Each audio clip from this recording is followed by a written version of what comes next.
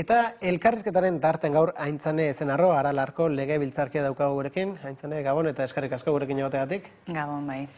Eta non baitetik aste aldera, azken orduetan, badirudi aurrera egin duen kontu bat daukagu, alarma egoeran geunden, behar bada kalean igertzen etzena, oso kasu puntual batetik, eta Espainiako gobernuak itxura batean alarma egoerari luzatzeko proposamena egin du, eta bentsat Katalunia eta Euskal Herriko alderdi abertzalek, EAJak oniritzia eman ote dion. Jabetzen gara zeren alarma egoera bat edo oso kauza puntual bat izan da? Hombre, nik uste dut alarma egoera gai bati zuzenduta erabaki dela, eta batez ere da kontroladoren auzia, eta kasu hortan eztabaidatu dezakegu greba eskubide bat dela, oinarrizko eskubidea, eta horren alde, bueno, horren kontra ezin dela alarma egoera bat bultzatu, baina bestetik kontuan eduki behar da, eta ni behintzat uste langile ikuspegi batetik kontuan eduki behar dena da, ezin dela distorsionatu horrela greba eskubide bat, eta greba eskubidea dela eskubide laboralak aldarrikatzeko, ez privilegioak aldarrikatzeko. Hitz egiten ari gara langile batzuetaz, langile esan daiteke, bueno, bastakit, gobernu buruak baino askoz gehiago irabazten zuten langile batzuetaz, eta gainera jokatu zuten moduaz, ez? Beraz, uste dut, kasu honetan justifikatua badagoela neurriak hartzea, ez dakit alarma egoera izan bertzuen, eta desde luego ez nuke nahi horrek beste eremu batzuetarako alarma egoera ekartzea, baina hori baino importanteagoa da galdetzea zergaitik gauden egoeran. Zergaitik daude, diru publikotik kobratzen duten pertsonak diru soldata horiekin. Hori da hemen egin beharreko galdera. Orain hau, ez dakit partxe bat izan da, baina hemen sakonean egin behar dena da egoera hori aldatu, goitik bera aldatu, eta galdetu zergaitik heldu garen egoera honetara, ez? Hori, eguneko ez dakite kontu edo albistetako bat, atzoko eguneko irudietako bat berriz, Basagoitirena izan zen, hain justu ere, euskaltzendian, euskarazko hitzaldi batekin, eta batzuek positibat eman duten, badirudi orain bertan ez dakar laboturik euskararen aurkako mezuekin egoteak, beste oso da ekintzak, eta beste batzuk aldiz, nolakiteko kutsu elektoralista, hauteskunde bezperatan, aurrekontuen onarpena ere hor dago, eta uste dut bestelako ikuspegia daukazela. Nola ikusitzen duzuk hori? Alderdi Popularra atzo argazki baten bila joan zen, bestalde deigarria dena da ere, bi hizkuntza ofizialetako bat euskara izan da, lehenengo aldiz agertzea, Alderdi Popularra euskararen alde, hori ere, nahi esan euskaltzan dira lehenengo aldiz agertzea, horre berak ere esaten du asko Alderdi Popularra berari buruz, ez? Baina hori atzokoa argazki bat izan zen, baina eguneroko politikan ikusten nahi geha ze norabide hartzen ari den, eta orain berriki, ointxe momentuan gaude aurrekontuen eztabaidan, eta aurreko astean izan genuenean osoko zuzenketen eztabaida, guk mahai gainean jarri genuen argumentu sendoetako bat zen, hain justu, alderdi Eusko Jaurlaritzak, Alderdi Popularraren bultzadarekin egiten duen politika, hizkuntz politika eta hezkuntz politika, ari dira sustatzen A-eredua, 8 milioi euroko partida esarri zaio A-eredua duten eskola kontzertatu zuzendu, eta gainera kanpaina bat hitzartu dute beraie bien artean A-eredua sustatzeko. Beraz, hori da Alderdi Popularrak bultzatu nahi duen hizkuntz politika, eta besteak beste bilatu nahi dutelako datozen belaunaldiak ez dezaten guztiek euskara jakin. Hori da bilatu nahi dutena. Beraz, atzokoa, argazki bada, eta hor gelditzen da, baina benetan oso kezkagarria dena da egunerokoan egiten ari diren politika eta Alderdi Sozialista nola makurtzen ari den PP-ren tesietara.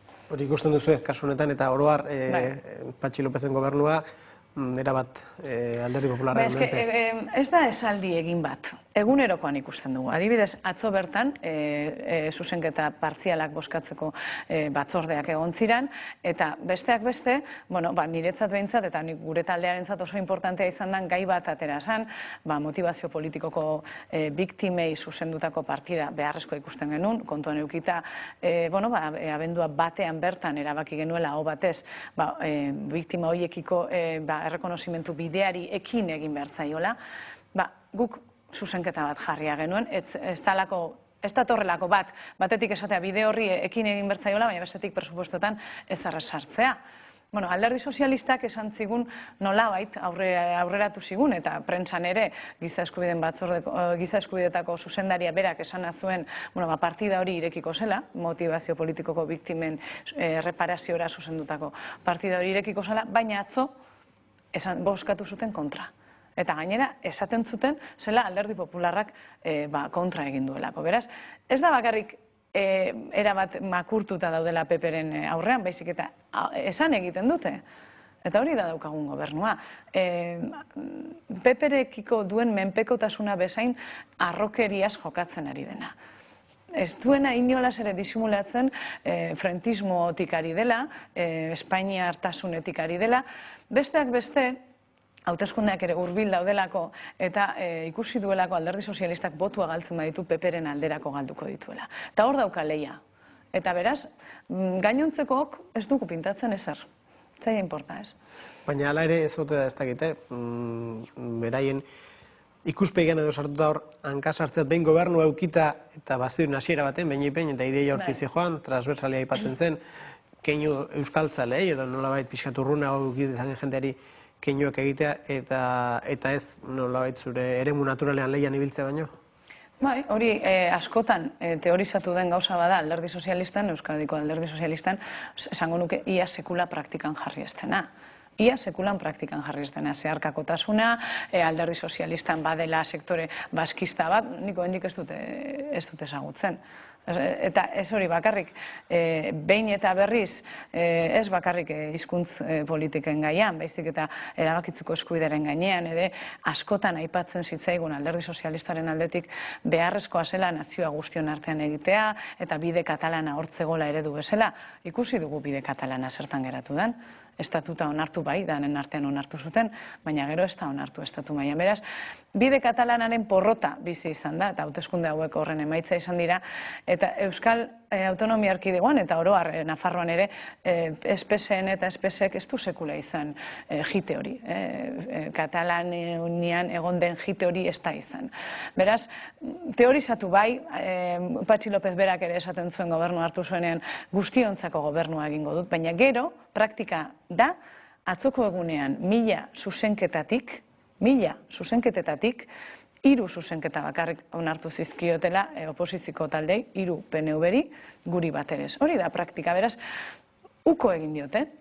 Zeharkakotasun hori bilatzeari, zubilan motel edo epel bat egiteari berari ere, uko egin diote. Eta alde horretatik nola jarraitu zu Eusko Alderdi Jeltzalearen jokabidea, Madrilen itxura baten oso harreman honean, hemen ez da, disfrutatu esan daiteke, baina badirudi uneren baten ere, alderdiaren kontra esanak nabar azalarazten ere, gozatu edo egin duela. Bai.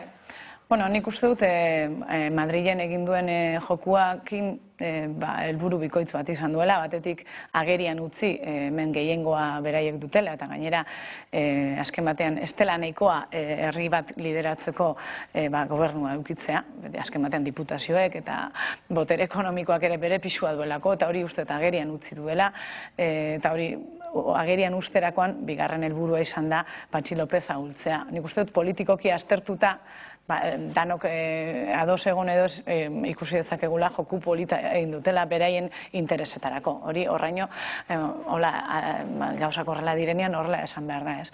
Beste kontu bada esaten dutela, eta ez dakit hori zenbateraino izango den horrela, besteak beste akordio horretan badela ere bakegintzan bultzada emateareko konpromisoa. Ikusiko dugu, ikusten ari garena momentu honetan da Madrilen alderdien legea gogortzen ari dela, egia da EAJ kontra jarri dela, baina benetan alderdi sozialistarekin lortutako hitzarmen horretan izan balego, ez dakit, bakegintzan urratsak emateko konpromisoa ez zaigu iruditzen alderdien legea gogortzea denik horren adierazle. Beraz, hor badago egia ez den zerbait, edo azalekoa den zerbait. Eta hortik aparte, esan, nik ez dudala gaizki ikusten azken batean gizartearen guztiaren oberako kompetentziak lortzea eta eskumenak lortzea ez dago gaizki. Beste kontua da, zergatik zergaitik abstenitzen diren Eusko Jaurlaritzako aurrekontuen aurrean. Hori, nik uste dut Euskal Abertzale askok ez duguela ulertzen. Kontuan esan dizudan bezala, erabat lotxagabeki ari direla gure nortasun eta gure hizkuntzaren kontra. Hor, beraiek azaldu beharko dute zergaitik hartu duten posizio hori. Aipatu zenuen, ekarri dituzu biktimen kontua, eta bere egunean Ibarretxek barkamena eskatu zion, ez eta bere ez denetak idabiztan da, baina gizarteak muneren baten utzikiria zeu jokatu izan balu, eta Patxi Lopezek berdin jokatu beharko lukela galen biktimen aurrean, zertan geratu zen hori? Hori oraindik ez da eztabaidatu legebiltzarrean, eta espero dugu eztabaida horrek agerian ustea zenbait posizio. Egin duguna eta aurrera pauso bat badena da abenduak batean txosten motivazio politikoak eragindako biktimen gaineko txosten bat karri zuen, guretzat erabat ez nahikoa dena gobernu berri honek, baina gutxienez irekitzen duena orain arte itxita zegona, eta da herri honetan beste biktima batzuk ere izan badirela rekonozitzea eta gainera behar dutela erakundeen aitortza eta erreparazio ekonomikoa beste biktimen pareko. Hori niretzat oso urrats importantea izan da. Baina egia da ere, Alderdi Sozialistak badukala ibilbide luze bat egiteko giza eskubideen alorrean eta egindako minaren errekonozimentuan. Ez bakarrik etak edo etaren indarkeriaren inguruan akritiko izan den gizarte sektoreak, baizik eta Alderdi Sozialistak ere bai. Ze, lehengo urtean, Patxi Lopezek gali buruz hitz egiterakoan esan zuen atajo que nos debilitó. Gal etzan izan da, atajo bat, edo bidezidor bat. Gal, estatu terrorismoa izan zen. Eta gauzai bere izen ez behitu bertzaie, besteak beste gero horri sortzaion errekonozimo emateko, ez?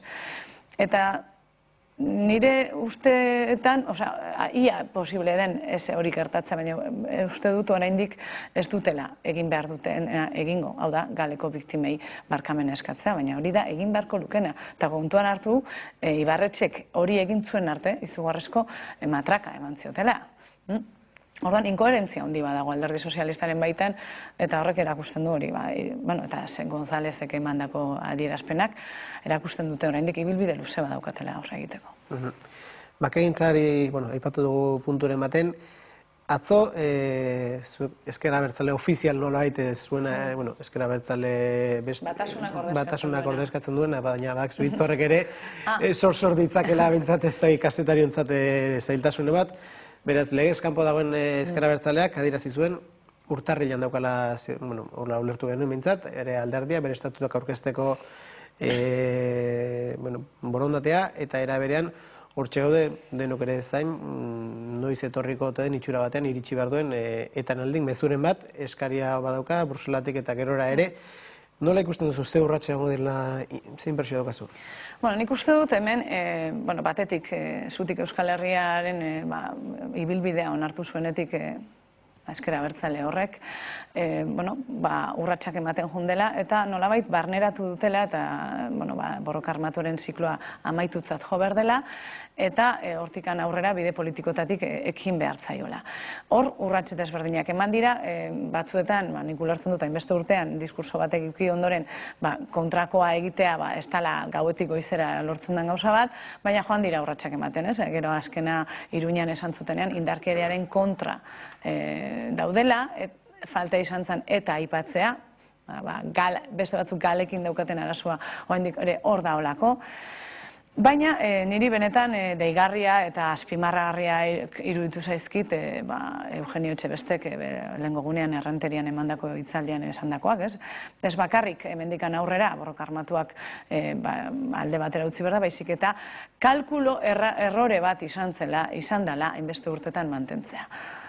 Hau, benetan berria da, badu alde positiboa, horrek esan nahi duelako benetan itxitzat edo amaitutzat ematen dela, eta hori positiboa da, hori esan da besterik ez esatea ere ez da zilegia. Hau da, zure ikuspegiko orain konturatzen bazara kalkulo errore bat izan dela, lehen hori bera esategatik baztertu, isolatu dituzun pertsona guztiekiko zerbait esan behar duzu. Batez ere hitz egiten ari naiz preso batzuetaz. Zenbait presok hori bera esateagatik, erabat baztertuta jarraitzen dute gaur egun. Eta ez hori bakarrik.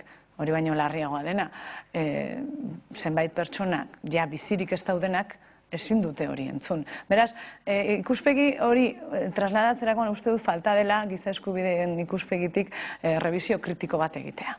Baina, honekin eta alde positiboakin gelditzearren, badirudi ziklo armatua amaitutzat ematen duela sektore horrek, eta hori positiboa da. Eta horren emaitza izango da, hauteskundetara aurkezteko, alderdien legea beteko duen marka berri bat aurkeztea, eta nik seguru nau, esaten dutena ikusita, marka horrek legea beteko duela. Eta gainera, esan beharreko guztiak esango dituela, indarkeriaren aurrean, gainontzeko esaten dugun bezala. Beraz, horren aurrean, estatuko gobernuak eta estatuko beste gainontzeko